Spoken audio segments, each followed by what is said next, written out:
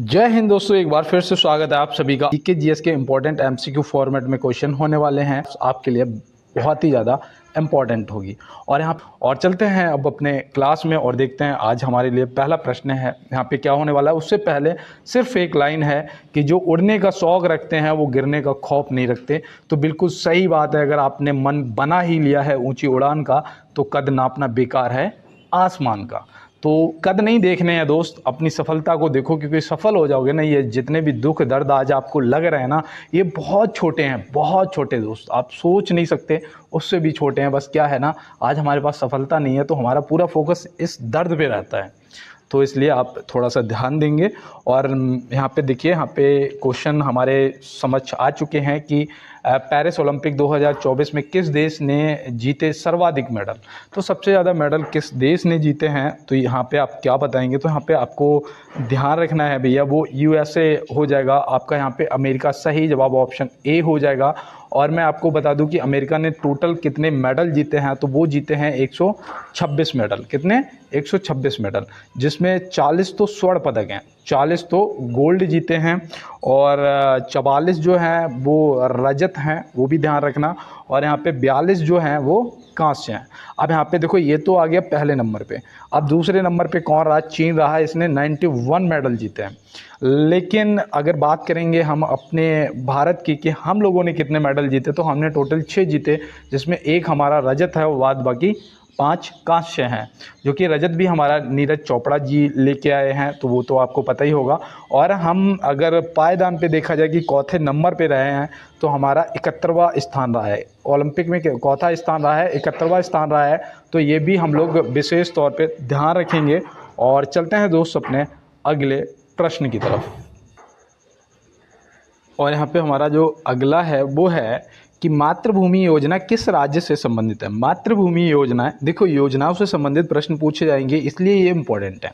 मैं इसीलिए आपको रोज़ एक योजना से संबंधित क्वेश्चन करवाता हूँ, क्यों मुझे पता है कि कोई ना कोई योजना आपसे ज़रूर पूछी जाएगी। तो मातृभूमि योजना जो है ये उत्तर प्रदेश राज्य से संबंधित है, तो ऑप्शन ए यहाँ पे क्या हो जाएगा? यूपी आपका सही जवाब हो जाएगा। और देखो यहाँ पे कर्नाटक से भी याद रखना, कर्नाटक में एक योजना चलती है जन सेवक योजना। कौन सी है? जन सेवक योजना। तो जन सेवक योजना जो है ये भी आप याद रखेंगे, कर्नाटक राज्य से संबंधित है। बिहार में बताओ, तो बिहार की एक इम्पॉर्टेंट योजना जो आपको याद रखना है, हर घर गंगा जल योजना। क्या है? हर घर गंगा जल योजना। तो ये भी आप याद रखेंगे, ध्यान में रखेंगे, ये बिहार से संबंधित है। और चलते हैं अपने अगले प्रश्न पे और देखते हैं हमारा अगला क्या है। देखो यहाँ पे बोला जा रहा है कि भारत की सबसे बड़ी मौसम विज्ञान संबंधित प्रयोगशाला कहाँ है। भारत की सबसे बड़ी मौसम विज्ञान संबंधित प्रयोगशाला कहाँ स्थित है, तो यहाँ पे आप क्या बताएंगे। देखो ये प्रश्न आपको क्या लगता है कि पूछे नहीं जाएंगे? भैया देखो, ये हमारे लिए इंपॉर्टेंट है और यहाँ से प्रश्न पूछे जाएंगे, ऐसा कुछ नहीं है कि कहीं और से आएंगे, है ना। तो यहाँ पे पूरे जो ऑप्शन बी दे रखा है ना, क्या हो जाएगा? हमारा बिल्कुल सही जवाब दोस्त हो जाएगा। और चलते हैं इसी के साथ अपने अगले प्रश्न पे और देखते हैं हमारा अगला क्या है। देखो यहाँ पे दिया है 10 डिग्री चैनल भारत के किस राज्य में है। 10 डिग्री जो चैनल है वो भारत के किस राज्य में है, तो याद रखना ये अंडमान व निकोबार द्वीप समूह में है। तो यहाँ पे कहाँ सही जवाब आपका ऑप्शन सी हो जाएगा, अंडमान और निकोबार द्वीप समूह, जो कि ऑप्शन सी में दे रखा है। 8 डिग्री चैनल जो है ना, ये भारत को मालदीव से अलग करता है। 8 डिग्री चैनल जो है ये भारत को मालदीव से अलग करता है, तो ये भी आप याद रखेंगे। और भारत को पाकिस्तान से अलग कौन करता है, तो वो हो जाएगी रेड क्लिफ रेखा। रेड क्लिफ रेखा जो है वो भारत और पाकिस्तान को अलग करती है, भारत और चीन को मैकमोहन रेखा अलग करती है। और बताओ कि पाकिस्तान और अफगानिस्तान को कौन सी रेखा अलग करती है। अगर आपको पता है तो आप कमेंट बॉक्स में बताइएगा। और चलते हैं इसी के साथ अपने अगले प्रश्न की तरफ। और यहाँ पे देखो दिया है, निम्नलिखित में से चीन सीमा से लगा राज्य नहीं है। इनमें से ऐसा कौन सा राज्य है जो चीन सीमा से टच नहीं है, तो वो यहाँ पे आपका कौन सा हो जाएगा, तो वो आपका सही जवाब असम हो जाएगा। भाई असम जो है वो चीन सीमा से नहीं लगा। देखो चीन सीमा से आपका उत्तराखंड भी लगता है, लद्दाख भी लगता है, हिमाचल प्रदेश भी लगता है, और आपका अरुणाचल प्रदेश भी लगता है, और एक और राज्य सिक्किम लगता है, एक आपका सिक्किम भी लगता है। तो ये भी आप याद रखेंगे, ठीक है। और देखो एक प्रश्न पूछा जाता है कि भारत का ऐसा कौन सा राज्य है जो बांग्लादेश से तीन तरफ से घिरा हुआ है, तो वो याद रखना वो कौन सा है, वो है त्रिपुरा। कौन सा है, वो हो जाएगा त्रिपुरा। तो ये भी आप ध्यान में रखेंगे। और चलते हैं अपने अगले प्रश्न की तरफ। देखो यहाँ पे दिया है, हाल ही में भारत का कैबिनेट सचिव किसे नियुक्त किया गया है। हाल ही में भारत का कैबिनेट सचिव किसे नियुक्त किया गया है। ये देखो करंट का क्वेश्चन है आपका, और यहाँ पे आपको पता होना चाहिए, जो कि आपका सही जवाब टीवी सोमनाथन हो जाएगा, जो कि ऑप्शन ए में दिया गया। तो ऑप्शन ए टीवी सोमनाथन यहाँ पे क्या हो जाएगा, सही जवाब दोस्त हो जाएगा। और मैं आपको बता दूं, अगर आप उत्तर प्रदेश यूपीपी की भी तैयारी कर रहे हैं ना, उत्तर प्रदेश पुलिस की भी तैयारी कर रहे हैं, तो भी ये क्लास आपके लिए मोस्ट इंपॉर्टेंट साबित होगी दोस्त। देखो यहाँ पे दिया है, धरातलीय स्वरूप के आधार पर मैदान को कितने भागों में बांटा गया है। धरातलीय स्वरूप के आधार पर मैदान को कितने भागों में बांटा गया है, तो आपको यहाँ पे पता होना चाहिए, आप नोट कर लीजिएगा। हो सकता है कि ये क्वेश्चन शायद आपने पहली बार देखा हो, तो याद रखना 4 भागों में बांटा गया है। 4 भागों में बांटा गया है, जिसमें मैं आपको बता देता हूँ। पहला आप याद रखना कि एक भाबर प्रदेश, कौन सा, भाबर प्रदेश। दूसरा आप याद कौन सा रखेंगे, दूसरा आपका हो जाएगा तराई प्रदेश। तराई एरिया जो होता है, जिसमें बालू वगैरह होती है, तराई एरिया, तो ये तराई प्रदेश हो जाएगा। और तीसरा जो है वो याद रखना बांगर, ठीक है, बांगर प्रदेश, तो ये भी आप याद रखेंगे। और चौथा आपका कौन सा हो जाएगा, चौथा हो जाएगा खादर प्रदेश। कौन सा, खादर प्रदेश। तो यहाँ पे 4 भागों में बांटा गया है, भाबर, तराई, बांगर और खादर। तो यहाँ पे 4 आप याद रखेंगे। और देखो कल क्लास नहीं हो पाई, परसों भी नहीं हो पाई। मैं आपको बताऊं क्या हुआ यार, मेरे फ़ोन का जो स्पेस था ना, पूरा मेमोरी भरा हुआ दिख रहा था, जो कि मुझे लग रहा था कि यार कुछ भी रिकॉर्ड भी नहीं हो पा रहा था। तो मैं उसे क्या कर रहा था, सही कर रहा था, और वो गलती से मुझसे फॉर्मेट हो गया। सारे एप्लीकेशन डिलीट हो गए, सारी पीपीटी चली गई, सब ख़त्म हो गया। अब वहाँ पे दिक्कत ये आ गई कि कल मैंने जितना डाटा था एप्लीकेशन डाउनलोड करने में लग गया। आज ये 15 अगस्त है, मुझे पता था आज छुट्टी होनी चाहिए, लेकिन फिर भी मैं आया कि पेपर का अब समय नहीं है यार। यूपीपी वालों का भी है और आरपीएफ वालों का भी अगले महीना हो सकता है। तो यहाँ पे देखो दिया है कि भारत के किस राज्य में गोहाना ताल झील स्थित है। भारत के किस राज्य में गोहाना ताल झील स्थित है। इसकी मैंने एक ट्रिक बताई थी कि जिस भी झील के नाम के पीछे आपको ताल लगा हुआ मिल जाए, बिना सोचे समझे लगा देना उत्तराखंड, जो कि ऑप्शन सी में हो जाएगा। और नांग, नागिन, शेष नांग, जितने भी नांग नागिन से संबंधित दिखे, वो तुरंत समझ जाना कि जम्मू कश्मीर से है ना। अब यहाँ पे कोई आपको दिक्कत आ रही हो तो बताओ। अब देखो यहाँ पे ताल की बात करी थी, जैसे कि 7 ताल, देव ताल, नैनीताल, भीम ताल, राक्षस ताल, ये जितने भी ताल हैं ना, ये कहाँ हैं, ये सब उत्तराखंड में है। तो चलते हैं फिर अपने अगले प्रश्न पे। अब देखो यहाँ पे दिया है, राउरकेला इस्पात कारखाना किस देश की सहायता से स्थापित किया गया था। राउरकेला इस्पात कारखाना जो है वो किस देश की सहायता से स्थापित किया गया था। तो आप यहाँ पे क्या बताएंगे, याद रखना जो राउरकेला है ना, ये जर्मनी की सहायता से स्थापित किया गया था। और कहाँ पर है, तो ये उड़ीसा में है। कहाँ पर है दोस्त, उड़ीसा में है। और ये कब किया गया था, अगर आपसे सन पूछ देगा तो आप क्या बताएंगे, तो याद रखना ये 1955 में किया गया था। कब किया गया था, 1955 में किया गया था। और यहाँ पे देखो सोवियत संघ की सहायता से कौन सा किया गया था, तो इसकी सहायता से भिलाई किया गया था। कौन सा, भिलाई इस्पात संयंत्र जो है वो सोवियत संघ की सहायता से किया गया था। तो ये भी आप ध्यान में रखेंगे। और चलते हैं दोस्त इसी के साथ अपने अगले प्रश्न पे। देखो यहाँ दिया है, स्तनधारियों का हृदय कितने कोष्ठ का होता है, कितने चैम्बर होते हैं हृदय में, वो यहाँ पे आपको बताना है। स्तनधारी, तो स्तनधारियों में आपको याद रखना है, देखो जो मनुष्य होता है उसके तो 4 चैम्बर होते हैं। जो स्तनधारी होगा, जो अपने बच्चों को दूध पिलाता होगा, ऐसा समझिएगा, जिसके कान आपको दिख रहे होंगे, वो स्तनधारियों में आते हैं। और उनके जो हृदय के चैम्बर हैं वो 4 होते हैं। लेकिन यहाँ पे एक चीज़ बता दूँ, अगर मछली की बात करेंगे तो 2 होते हैं। इनका क्या होता है, 4 में 2 अलिंद, 2 निलय होते हैं। इनमें मछलियों में 2 होते हैं मात्र चैम्बर। लेकिन यहाँ पे एक चीज़ और ध्यान रखना है कि जो व्हेल है ना, जो व्हेल मछली है उसमें कितने होते हैं, तो उसमें 4 होते हैं। क्यों, स्तनधारियों में आ जाती है, तो इसके चैम्बर कितने होते हैं, 4 होते हैं। याद रहेगा ना। अब मैं अगर यहाँ पे आपसे एक प्रश्न पूछ देता हूँ कि मेढक में कितने हृदय में चैम्बर होते हैं मेढक के, तो आप क्या बताएंगे, तो आप तुरंत बताना दोस्त, घबराना नहीं है। 3 होते हैं। कितने होते हैं, 3 होते हैं। तो याद रहेगा ना, मछलियों में 2, व्हेल में 4 और बाद बाकी स्तनधारियों में 4 और मेढक में 3 होते हैं। तो ये आप ध्यान में रखेंगे। और देखो एक प्रश्न और पूछा जाता है कि नवजात शिशु में हड्डियों की संख्या कितनी होती है। तो देखो वयस्क मनुष्य में 206 होती हैं हड्डियाँ, सभी को पता है। लेकिन इसमें ध्यान रखना, इसकी कितनी होती हैं, 300 हड्डियाँ होती हैं। ठीक है, नवजात शिशु में। तो ये भी आप ध्यान में रखेंगे और चलते हैं अपने अगले प्रश्न की तरफ। देखो यहाँ पे दिया है किस देश के संविधान से वित्तीय आपातकाल लिया गया है। ये आपका आज का SW है, ठीक है, 11वां क्वेश्चन। और जो भी आंसर करेगा ना वो टाइप कैसे करोगे, लिखना क्वेश्चन 11 आंसर जो भी आपको लगे ABCD, ठीक है, जो भी आपको आंसर सटीक लगे वो आप कमेंट बॉक्स में बताएंगे और कल की क्लास में आपका आंसर ज़रूर शो किया जाएगा। अब यहाँ पे दिया है कि 9 अगस्त से 15 अगस्त तक चलने वाले हर घर तिरंगा अभियान का प्राथमिक उद्देश्य क्या है। तो यहाँ पे याद रखना, नागरिकों में देशभक्ति और गर्व की भावना पैदा करना, जो कि ऑप्शन बी में दिया गया। तो यहाँ पे ऑप्शन बी हमारा क्या हो जाएगा, यहाँ पे हमारा जो ऑप्शन बी है वो सही हो जाएगा कि नागरिकों में देशभक्ति की भक्ति को मजबूत करना, ठीक है, या देशभक्ति और गर्व की भावना को पैदा करना। बात एक ही है, बस आप सही से ध्यान में रखेंगे। और देखो यहाँ पे दिया है आंध्र प्रदेश राज्य का गठन कब किया गया था। मैं आपको बता दूं, एक प्रश्न पूछा जाता है कि भाषा के आधार पर बनने वाला पहला राज्य कौन सा था।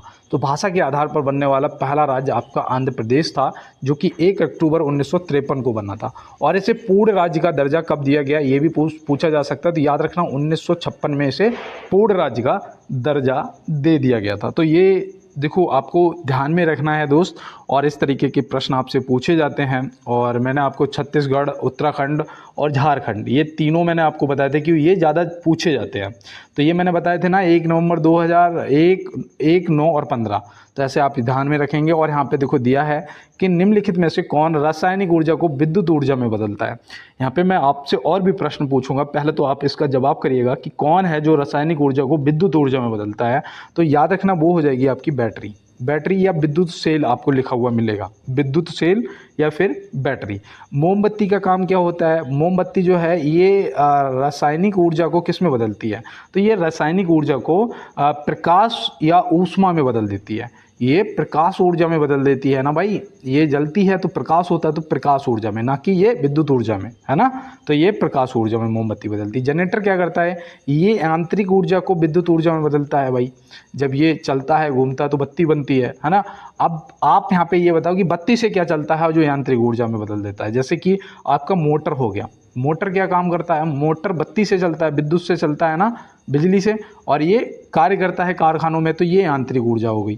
तो याद रखना, विद्युत ऊर्जा को यांत्रिक ऊर्जा में मोटर बदलता है और यांत्रिक ऊर्जा को विद्युत ऊर्जा में जनरेटर बदलता है। मोमबत्ती रासायनिक ऊर्जा को प्रकाश एवं ऊष्मा में बदलती है, और बैटरी जो है ये रासायनिक ऊर्जा को विद्युत ऊर्जा में बदलती है। अपने भाई को यार एक बार, जो भी मेरे पुराने दोस्त हैं मुझे लाइक करते हैं, लाइक वाला बटन दबाते हैं, अपनी उपस्थिति दर्ज कराते हैं, मुझे बहुत अच्छा लगता है। अगर नए जुड़े हो दोस्त, एक बार लाइक कर देना और क्या करोगे, चैनल को सब्सक्राइब जरूर कर लेना, जिससे आपको 50 क्वेश्चन रोज मिलेंगे। बेल आइकन को दबा लेना। और देखो यहाँ पे दिया है कि मानव शरीर में रक्त की मात्रा शरीर के बाहर का लगभग कितना प्रतिशत होता है। तो आप क्या बताओगे, तो लगभग कितना प्रतिशत होता है। तो याद रखना लगभग 7% होता है। कितना, 7%। अगर आपसे लीटर में पूछ देगा कि वयस्क मनुष्य में कितने लीटर रक्त पाया जाता है, तो याद रखना वो पाया जाता है 5 से 6 लीटर। लेकिन इसका अगर pH मान पूछ देगा तो आप क्या बताओगे, अगर आपसे pH मान पूछ देगा तो आप क्या बताओगे। तो याद रखना रक्त का pH मान होता है 7.4। कितना होता है, 7.4 होता है। तो ये आप ध्यान में रखेंगे। और चलते हैं दोस्त अपने अगले प्रश्न की तरफ। देखो यहाँ पे दिया है कि जिस रक्त में कोई एंटीजन नहीं होता है, कौन सा रुधिर वर्ग कहलाता है। यहाँ पे जिस रक्त में कोई एंटीजन नहीं होता है वो कौन सा रुधिर वर्ग कहलाता है। तो आप यहाँ पे क्या बताएंगे, देखो जिसमें A एंटीजन होता है वो रुधिर वर्ग होता है A, जिसमें B एंटीजन होता है वो रुधिर वर्ग होता है B, जिसमें AB दोनों होते हैं वो कौन सा होता है, वो आपका हो जाता है AB। लेकिन जिसमें कोई नहीं होता है ना, वो होता है O। वो कौन सा रुधिर वर्ग होता है, वो होता है O। और O वर्ग ऐसा है जिसे सर्वदाता बोलते हैं। क्या बोलते हैं, सर्वदाता बोलते हैं। ये सभी को ब्लड दे सकता है, लेकिन ले सिर्फ O वर्ग वाले से ही सकता है। और यहाँ पे जो AB है ना, इसे सर्वग्राही बोलते हैं, सर्वग्राही बोलते हैं, क्योंकि ये सभी से ले सकता है, A B O कोई भी हो, ठीक है। ये AB से ही नहीं, ये किसी भी रक्त वर्ग से रक्त ले सकता है। तो ये आप देखो ध्यान में रखना, आपके लिए इम्पोर्टेंट है दोस्त। और चलते हैं अपने अगले प्रश्न की तरफ और देखते हैं हमारा अगला क्या है। देखो यहाँ पे दिया है रक्त परिसंचरण की खोज कब हुई थी। रक्त परिसंचरण की जो खोज है वो कब हुई थी, तो आप यहाँ पे क्या बताएंगे। अब यहाँ पे पेपर हार्ड और लो की बात यही होती है कि आपसे अगर लो पूछेगा तो आपसे पूछ लेगा कि किसने की थी, और अगर हार्ड करेगा तो ये पूछ लेगा कि कब हुई थी। तो याद रखना 1628 में हुई थी। अब यहाँ पे किसने की थी तो आप क्या बताएंगे, तो याद रखना विलियम हार्वे ने की थी। किसने की थी, विलियम हार्वे ने की थी। तो ये भी आपको ध्यान में रखना है, ठीक है। और ये आपके लिए इम्पोर्टेंट है दोस्त, इस तरीके के प्रश्न पूछ लिए जाते हैं। और चलते हैं दोस्त अपने अगले प्रश्न की तरफ। देखो यहाँ पे पूछा गया है कि 30 अगस्त 2024 को विज्ञान टीम पुरस्कार किसे प्राप्त होगा। 30 अगस्त 2024 को विज्ञान टीम पुरस्कार जो है वो किसे प्राप्त होगा। तो यहाँ पे ये आपके लिए देखो करंट का क्वेश्चन है और इम्पोर्टेंट भी है। तो यहाँ पे याद रखना आप, ये जो चंद्रयान 3 गया था, जो सफलतापूर्वक चंद्रमा पे उतरा था, तो यहाँ पे याद रखना कि इसरो टीम जो थी चंद्रयान 3 की, उसको विज्ञान टीम पुरस्कार दिया जाएगा। तो ये आपको याद रहेगा ना। देखो ये मुझे लग रहा था कि ये प्रश्न इंपॉर्टेंट है और हो सकता है दोस्त ये पूछा भी जा सकता है। अब देखो यहाँ पे पूछा है कि डीएनए की खोज किसने की थी। डीएनए की जो खोज है वो किसने की थी। अभी मैंने एंटीजन के बारे में आपको बताया था कि जिसमें कोई एंटीजन नहीं होता वो कौन सा रक्त वर्ग होता है, ओ होता है, अभी बताया था ना। अब एंटीजन की खोज किसने की थी, आज मैं यहाँ पे आपको सभी खोजें बताऊंगा। देखो पहले तो जो डीएनए की खोज है वो किसने की थी, प्रश्न पे चलते हैं। तो याद रखना जेम्स वाटसन और फ्रांसिस क्रिक। तो यहाँ पे ऑप्शन सी हो जाएगा प्रश्न का बिल्कुल सही जवाब। अब देखो यहाँ पे आपको बताओ, एडवर्ड जेनर का नाम आपने सुना ही होगा। क्यों, क्योंकि इन्होंने क्या किया था, इन्होंने चेचक के टीके की खोज की थी। इन्होंने क्या किया था, इन्होंने चेचक के टीके की खोज की थी। बेंटिंग ने क्या किया था बताओ, यहाँ पे जो सर बेंटिंग है इन्होंने क्या किया था, तो इन्होंने इंसुलिन की खोज की थी। किसकी, इंसुलिन की खोज की थी। और डायबिटीज जो मधुमेह होता है ना उसकी खोज की थी, ऐसे याद रखना। और देखो एंटीजन जो अभी मैंने आपको बताया था, एंटीजन की खोज किसने की थी, तो याद रखना लैंड स्टीनर ने की थी। किसने, लैंड स्टीनर ने की थी। तो ये भी आप ध्यान रखेंगे, ठीक है, लैंड स्टीनर ने की थी। तो ये भी आपको ध्यान में रखना है। और चलते हैं दोस्त अपने अगले प्रश्न की तरफ और देखते हैं हमारा अगला क्या है। किस देश की संसद का नाम नेसेट है। किस देश की संसद का नाम नेसेट है, आप क्या बताएंगे। तो यहाँ पे देखो वो याद रखना, नेसेट तो हो जाएगा इजराइल। देखो इजराइल का अभी पंगा चल रहा है ना, युद्ध चल रहा है। कौन से देश के साथ में चल रहा है, क्या आप न्यूज़ देख रहे हैं, तो कमेंट बॉक्स में बताना कि इजराइल का जो युद्ध है वो किस देश के साथ में चल रहा है। और इसीलिए मुझे लग रहा है कि इन देशों से कुछ ना कुछ पूछा जा सकता है। तो आपको याद रखना है कि इजराइल की संसद का नाम जो है वो नेसेट है। भारत की संसद का नाम संसद ही है, भारत की संसद का नाम संसद ही है। जापानी मतलब कि जापान की संसद का नाम आप बताइए। जापान की संसद का नाम याद रखना डाइट है। क्या है, डाइट है, याद रहेगा ना। मालदीव की संसद का नाम मजलिस है भैया। क्या है, मजलिस है। तो ये भी आप याद में रखेंगे, ठीक है, मजलिस हो जाएगा। अब देखो रूस की संसद का नाम पता है आपको, यहाँ पे देखो रूस की संसद का नाम क्या है, तो रूस की संसद का नाम ड्यूमा है। क्या है, ड्यूमा है, ठीक है, इसको भी आप ध्यान में रखेंगे। रूस की संसद का नाम ड्यूमा हो जाएगा। अब देखो यहाँ पे और भी याद रखना है, जैसे कि आपसे हमारा पड़ोसी देश नेपाल, नेपाल की संसद का नाम बताओ। तो नेपाल की संसद का नाम भी आपको याद में रखना है। क्या है, राष्ट्रीय पंचायत। क्या है, राष्ट्रीय पंचायत। तो ये भी याद रखना, नेशनल असेंबली या सॉरी राष्ट्रीय पंचायत। तो ये आप याद में रखेंगे। और चलते हैं इसके साथ, सॉरी कोई याद कर रहा है, मुझे हिचकी आ रही है। तो देखो यहाँ पे दिया है संयुक्त राष्ट्र के प्रथम महासचिव कौन थे। संयुक्त राष्ट्र के प्रथम महासचिव कौन थे, तो यहाँ पे याद रखना वो कौन थे, वो थे त्रिगवेली, जो कि ऑप्शन ए में दिए गए हैं। अब ये कौन से देश से थे ये भी आपको पता होना चाहिए। तो याद रखना ये थे नॉर्वे के। कौन से देश से, नॉर्वे से थे। तो ये भी आप याद रखना। और मैं आपको बता दूं कि ये 1940 में इन्होंने पद संभाला था, 1952 तक। अब क्या हुआ, इसके बाद इन्होंने खुद पद से क्या किया, इस्तीफा दे दिया। इन्होंने खुद पद से इस्तीफा दे दिया था। तो ये आपको याद रहेगा। अभी प्रेजेंट वर्तमान में हमारे जो हैं वो कौन है, एंटोनिया गुटेरेस जी हैं, ये वर्तमान में है। तो इसको भी आप ध्यान में रखेंगे। और देखो संयुक्त राष्ट्र संघ की जो स्थापना है वो कब हुई थी, देखो ये भी इम्पोर्टेंट चीज़ें हैं, आपको पता होना चाहिए। तो याद रखना 24 अक्टूबर 1945 में हुई थी। कब हुई थी, 24 अक्टूबर 1945 को हुई थी। तो ये आपको ध्यान में रखना है। और चलते हैं इसी के साथ अपने अगले प्रश्न पे। देखो यहाँ दिया है अंतर्राष्ट्रीय मुद्रा कोष का संस्थापक, यहाँ पे ये गलत है, ठीक है, का स्थापना वर्ष क्या है। अंतर्राष्ट्रीय मुद्रा कोष का स्थापना वर्ष क्या है, तो आप यहाँ पे क्या बताएंगे। तो यहाँ पे मैं किसकी बात कर रहा हूँ, IMF सुना होगा इंग्लिश में, तो आपको पता ही होगा। IMF का स्थापना वर्ष यहाँ पे पूछा गया है। तो स्थापना वर्ष आपको याद रखना 1944 में हुआ था। कब हुआ था, 1944 में हुआ था। इसका मुख्यालय आपसे अगर पूछ देगा तो ये संयुक्त राज्य अमेरिका है, ये भी आप ध्यान में रखेंगे, ठीक है ना, हो गया। अब मैं अगर आपसे यहाँ पे पूछता हूँ कि यूनेस्को जो है इसका स्थापना वर्ष बताओ, यूनेस्को, तो यूनेस्को का 1946 है। यूनेस्को का जो स्थापना वर्ष है वो 4 नवंबर 1946 है, और इसका जो मुख्यालय है वो कहाँ है, पेरिस में है। मुझे लगता है ज़्यादातर मुख्यालय पेरिस में है। तो यहाँ पे देखो यूनेस्को का जो मुख्यालय है वो पेरिस में है। अब देखो अंतर्राष्ट्रीय श्रम संगठन की जो स्थापना है वो 1919 में हुई थी। अंतर्राष्ट्रीय श्रम संगठन की स्थापना 1919 में हुई थी। डेट थी 11 अप्रैल। क्या थी, 11 अप्रैल। तो ये भी आपको देखो दोस्त ध्यान में रखना है, इस तरीके के प्रश्न आपसे पूछे जाएंगे। और चलते हैं अपने अगले प्रश्न पे। निम्नलिखित में से सार्क का मुख्यालय स्थित है। निम्नलिखित में से सार्क का जो मुख्यालय है वो कहाँ पर स्थित है, तो आप यहाँ पे क्या बताएंगे। तो याद रखना दोस्त वो है काठमांडू। काठमांडू कहाँ पड़ता है, तो याद रखना नेपाल में पड़ता है। कहाँ पड़ता है दोस्त, नेपाल में पड़ता है आपका काठमांडू। तो ये आपको ध्यान में रखना है। और देखो एक और पूछा जाता है कि राष्ट्रमंडल खेल जो कॉमनवेल्थ गेम्स हैं उनका भी मुख्यालय पूछ लेता है। तो याद रखना वो कहाँ है, लंदन में है।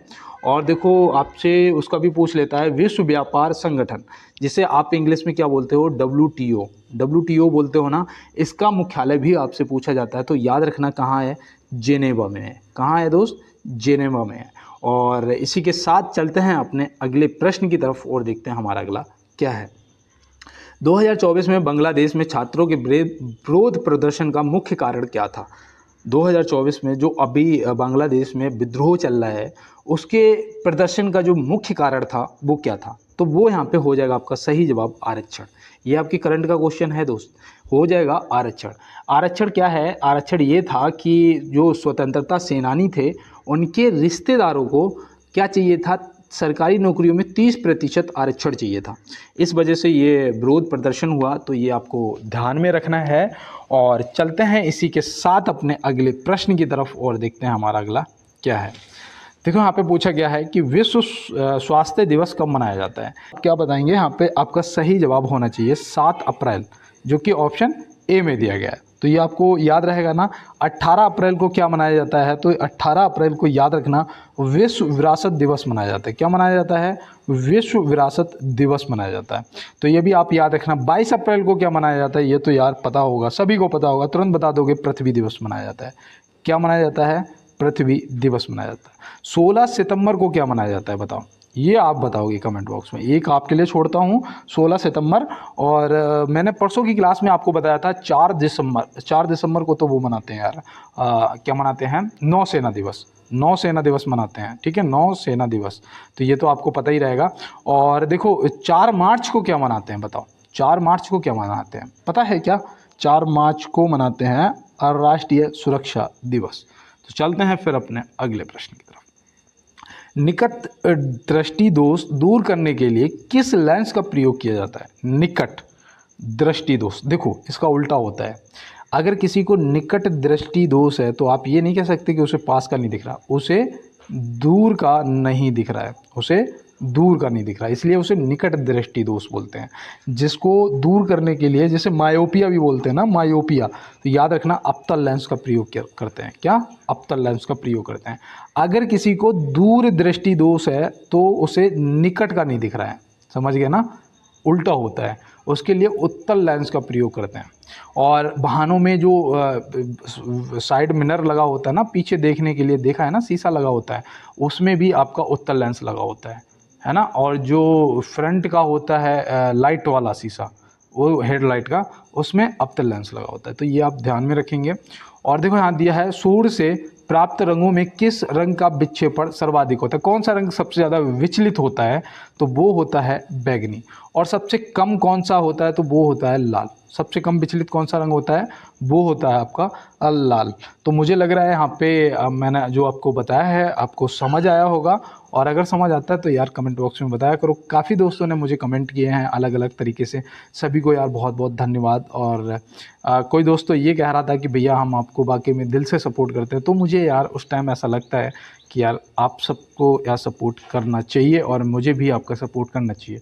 तो यहाँ पे दिया है हेमेटाइट किस धातु का अयस्क है। हेमेटाइट जो है किस धातु का अयस्क है, देखो ये आपका इंपॉर्टेंट है, याद रखना लोहा।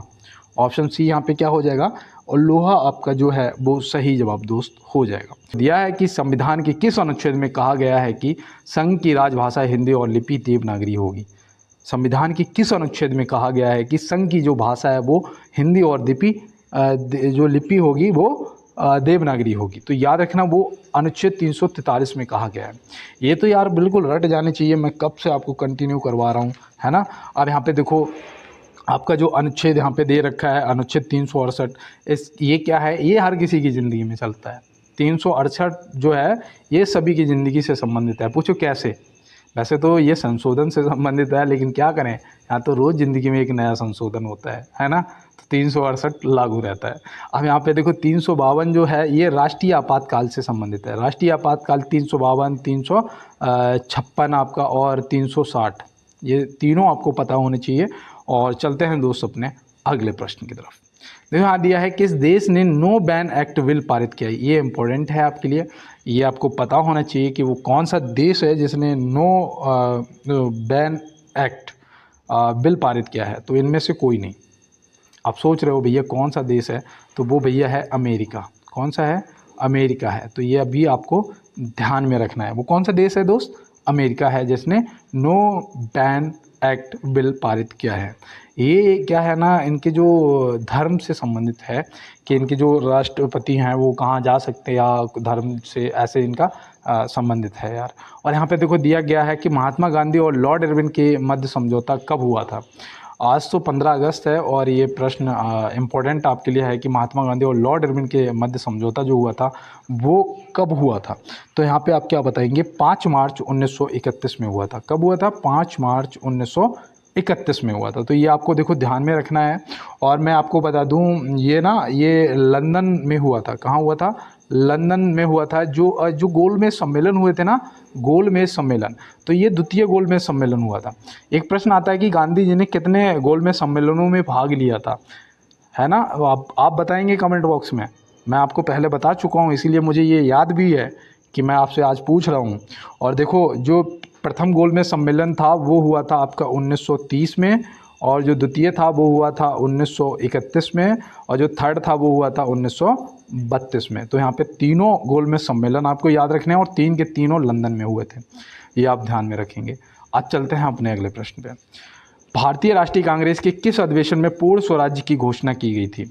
भारतीय राष्ट्रीय कांग्रेस के किस अधिवेशन में पूर्ण स्वराज्य की घोषणा की गई थी। तो यहाँ पे आप क्या बताएंगे, कौन सा आपका होगा सही जवाब।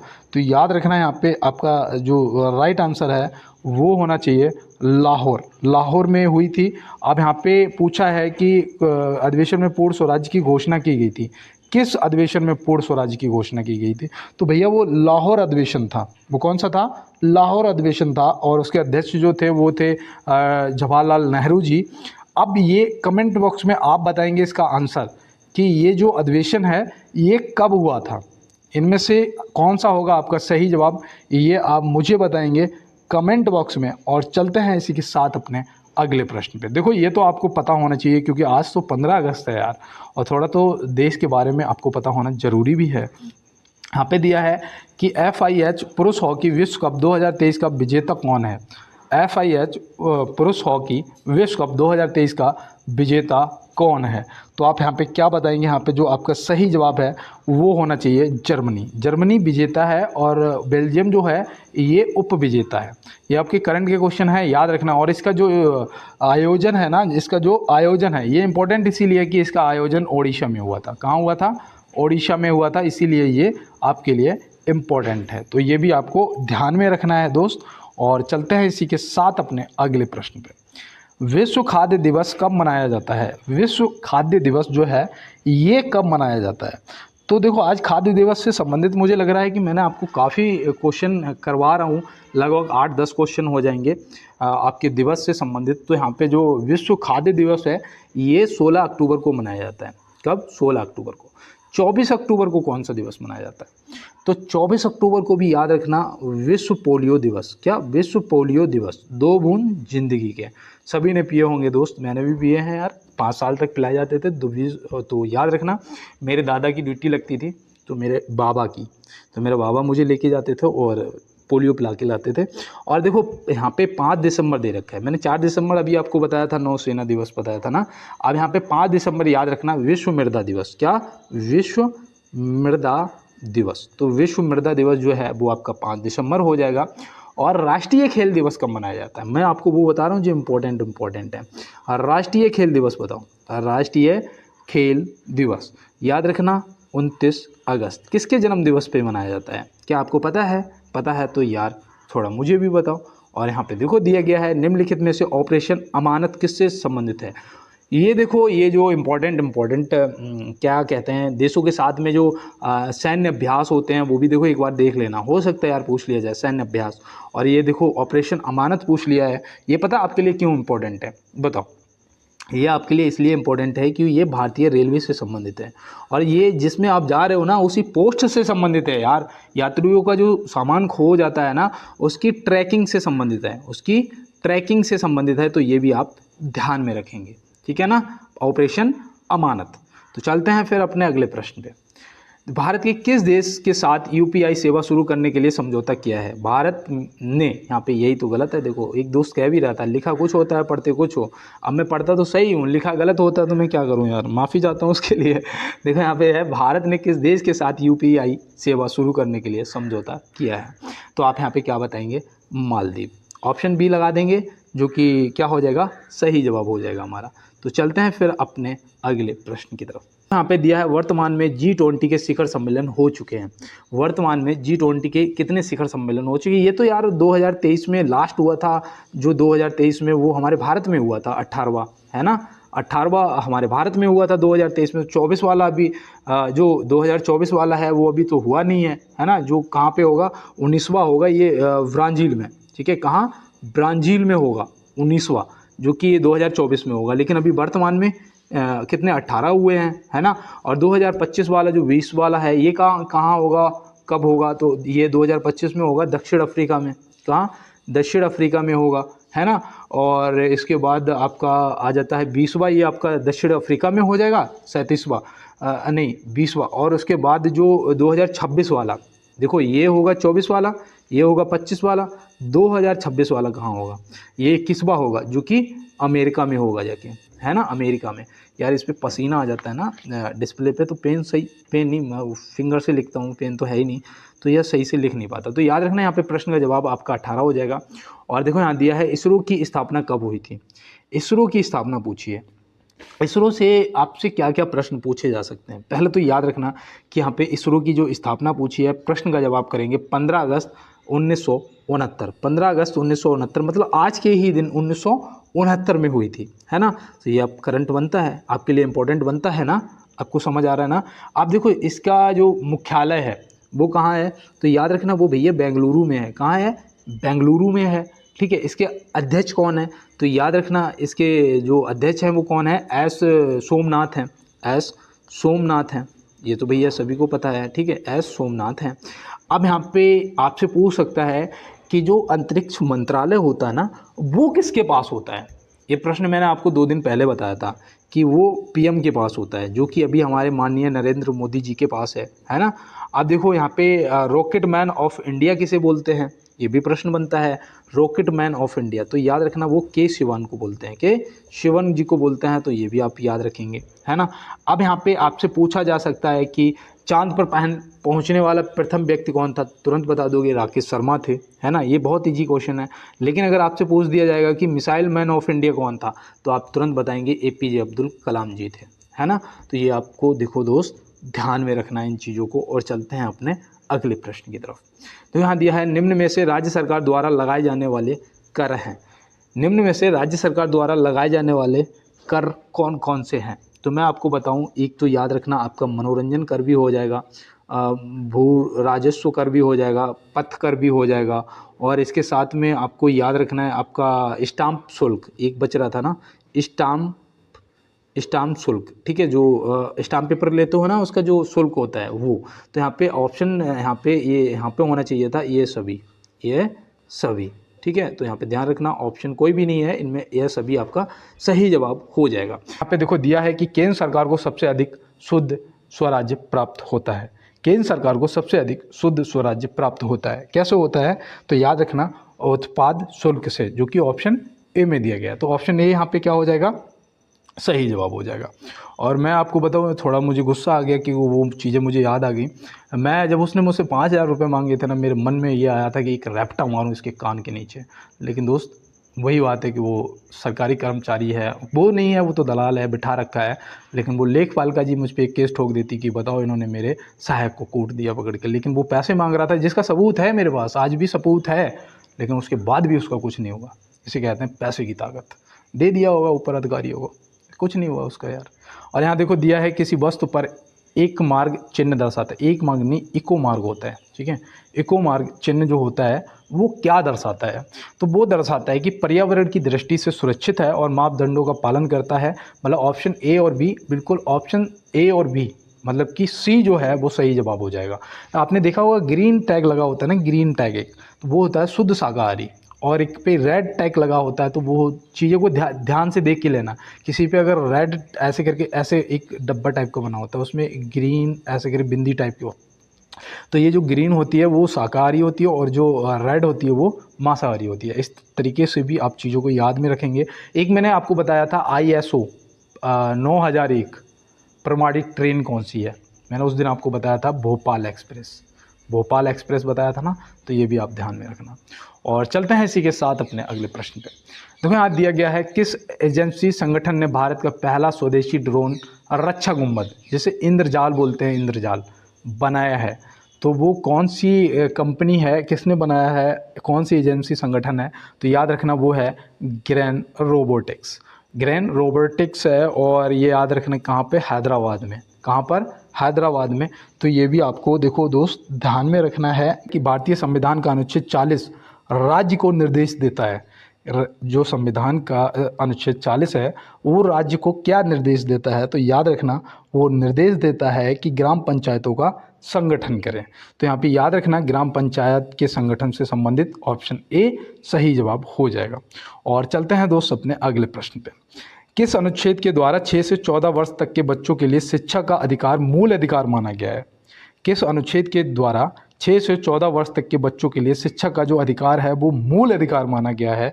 तो आप क्या बताएंगे? तो यहाँ पे देखो याद रखना वो है अनुच्छेद 21A, जो कि ऑप्शन ए में दिया गया है।